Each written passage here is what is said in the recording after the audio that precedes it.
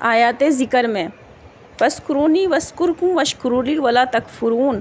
بس تم میری یاد کرو، میرا ذکر کرو، میں تمہیں یاد رکھوں گا، اور میرا شکر ادا کرتے رہو اور ناشکری نہ کرو۔ فَإِذَا أَفَضْتُم مِّنْ عَرَفَاتٍ فاذكروا الله عند المشعر الحرام واذكروه كما هداكم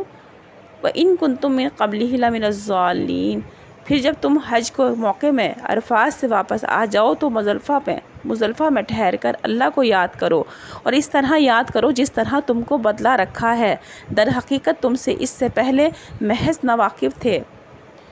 فَإِذَا قَضَيْتُم مَنَاسِكَکُم فاذكروا الله كذكركم آباءکم أو أشد ذکرا۔ فَمِنَ النَّاسِ مَن يَقُولُ رَبَّنَا إِنَّنَا فِي الدُّنْيَا وَمَا لَهُ فِي الْآخِرَةِ مِنْ خَلَاقٍ وَمِنْهُم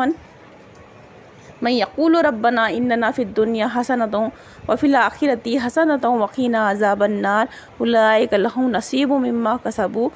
واللہ سریع الحساب۔ سورہ بقرہ رکوع 25۔ پھر جب تم حج کے اموال پورے کر چکو تو اللہ کا ذکر کیا کرو جس طرح تم اپنے آباء و اجداد کا ذکر کیا کرتے ہو کہ ان کی تعریفوں میں رتب الرسان ہوتے ہو، بلکہ اللہ کا ذکر اس سے بھی بڑھ کر ہونا چاہیے۔ پھر جو لوگ اللہ کو یاد بھی کر لیتے ہیں ان میں سے بعض تو ایسے ہیں جو اپنی دعاؤں میں یوں کہتے ہیں کہ اے پروردگار ہمیں تو دنیا میں ہی دے دے، سو ان کو تو جو ملنا ہوگا دنیا ہی میں مل جائے گا اور ان کے لیے آخرت میں کوئی حصہ نہیں۔ اور بعض آدمی یوں کہتے ہیں کہ اے ہمارے پروردگار ہم کو دنیا میں بھی بہتری عطا فرما اور آخرت میں بھی بہتری عطا فگر، اور ہم کو دوزخ کے عذاب سے بچا، سو یہی ہیں جن کو ان کے عمل کی وجہ سے دونوں جہاں میں حصہ ملے گا اور اللہ جلد ہی حساب لینے والے ہیں۔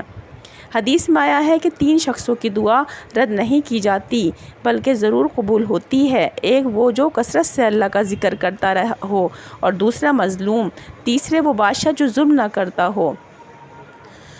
وَاذْكُرُوا اللَّهَ فِي أَيَّامٍ مَّعْدُودَاتٍ، اور حج کے زمانے میں مینا میں ٹھہر کر کئی روز تک اللہ کو یاد کیا کرو، اس کا ذکر کیا کرو۔ وَاذْكُر رَبَّكَ کثیرا وَسَبِّحْ بِالْعَشِیِّ وَالْإِبْکار، اور کثرت سے اپنے رب کو یاد کیا کیجیے اور صبح و شام تسبیح کیا کیجیے۔ الذین یذکرون اللہ قیاما وقعودا وعلی جنوبہم ویتفکرون فی خلق السماوات والارض ربنا ما خلقت ھذا باطلا سبحانک فقنا عذاب النار۔ پہلے سے عقل مندوں کا ذکر ہے، وہ ایسے لوگ ہیں جو اللہ تعالیٰ کی یاد کرتے ہیں، کھڑے بھی، بیٹھے بھی اور لیٹے بھی ہوئے بھی، اور آسمانوں اور زمینوں کا پیدا ہونے میں غور کرتے ہیں، اور غور کے بعد یہ کہتے ہیں کہ ہمارے رب آپ نے یہ سب بیکار تو پیدا کیا نہیں، ہم آپ کی تسبیح کرتے ہیں، آپ ہم کو عذاب جہنم سے بچا لیجیے۔